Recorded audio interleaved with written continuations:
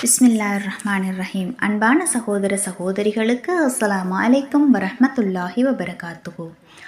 Umar ibn Khattab ரலியல்லாஹு அன்ஹு அவர்கள் அறிவித்தார்கள், ஒரு நாள் நாங்கள் அல்லாஹ்வின் தூதர் ஸல்லல்லாஹு அலைஹி வஸல்லம் அவர்களுடன் அமர்ந்திருந்தோம்.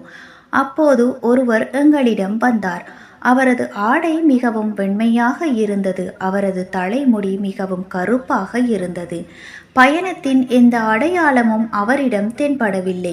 எங்களில் எவருக்கும் அவரை தெரியாது. அவர் அல்லாஹ்வின் தூதர் ஸல்லல்லாஹு அலைஹி வஸல்லம் அவர்களுக்கு முன்னால் அமர்ந்து தன்னுடைய முழங்கால்களை அல்லாஹ்வின் தூதர் ஸல்லல்லாஹு அலைஹி வஸல்லம் அவர்களின் முழங்கால்களுடன் சேர்த்து தன் உள்ளங்கைகளை அவர்களின் தொடைகளின் மீது வைத்து, முஹம்மது அவர்களே, இஸ்லாம் பற்றி எனக்கு சொல்லுங்கள் என்று கேட்டார்.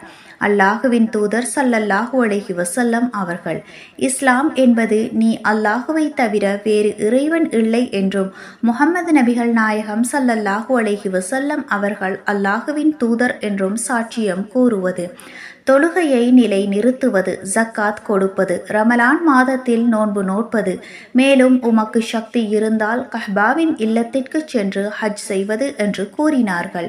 அவர், நீ சொன்னது உண்மை என்றார். அது எங்களுக்கு ஆச்சரியமாக இருந்தது. அவரே கேட்டு அவரே உண்மை எனச் சொல்வதைக் கண்டு பிறகு அவர், ஈமான் விசுவாசம் பற்றி எனக்கு சொல்லுங்கள் என்றார்.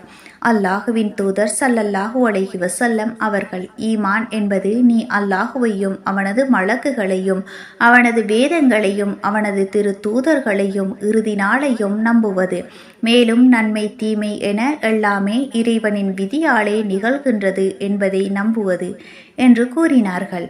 அவர், நீர் சொன்னது உண்மை என்றார். பிறகு அவர், இஹ்சான் நன்னெறி பற்றி எனக்கு சொல்லுங்கள் என்றார். அல்லாஹுவின் தூதர் ஸல்லல்லாஹு அலைஹி வஸல்லம் அவர்கள், இஹ்சான் என்பது நீ அல்லாஹுவை நேரில் பார்ப்பது போல் அவனை வணங்குவது, நீ அவனை பார்க்காவிட்டாலும் அவன் உன்னை பார்க்கின்றான் என்ற எண்ணத்துடன் வணங்குவது என்று கூறினார்கள். அவர், மறுமை நாள் பற்றி எனக்கு சொல்லுங்கள் என்றார்.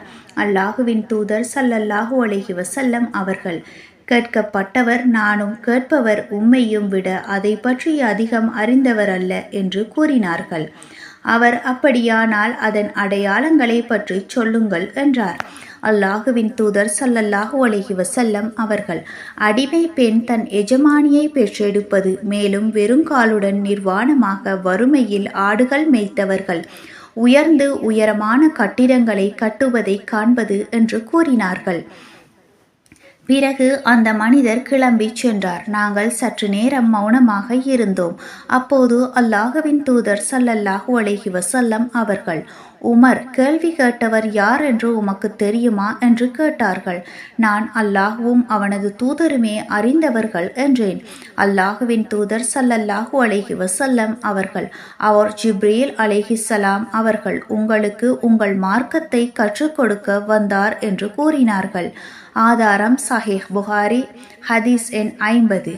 இந்த ஹதீஸ் ஹதீஸு ஜிப்ரீல், ஜிப்ரீலின் ஹதீஸ் என்று அழைக்கப்படுகின்றது. இது இஸ்லாமிய மார்க்கத்தின் அடிப்படை தூண்களை மிகவும் எளிமையான முறையில் விளக்குகின்றது. இஸ்லாம், ஈமான் மற்றும் இஹ்சான் ஆகிய 3 முக்கிய நிலைகளை பற்றி இதில் ஜிப்ரீல் அலைஹிஸ்ஸலாம் அவர்கள் கேள்வியின் மூலம் நபிகள் நாயகம் ஸல்லல்லாஹு அலைஹி வஸல்லம் அவர்களிடமிருந்து பதில்களை பெற்றார்கள். இஸ்லாத்தின் 5 தூண்களான ஷஹாதா, தொழுகை, ஜக்காத், நோன்பு மற்றும் ஹஜ் ஆகியவை இங்கு விளக்கப்பட்டுள்ளன.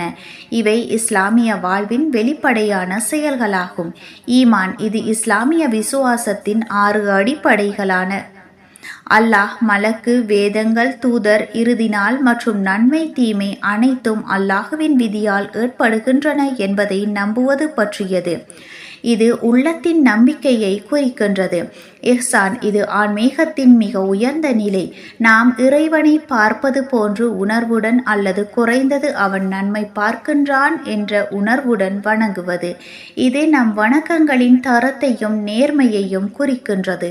மறுமை நாள் பற்றிய அறிவு அல்லாஹ்விடம் மட்டுமே உள்ளது என்பதையும் அதன் சில அடையாளங்கள் பற்றியும் இந்த ஹதீஸ் கூறுகின்றது.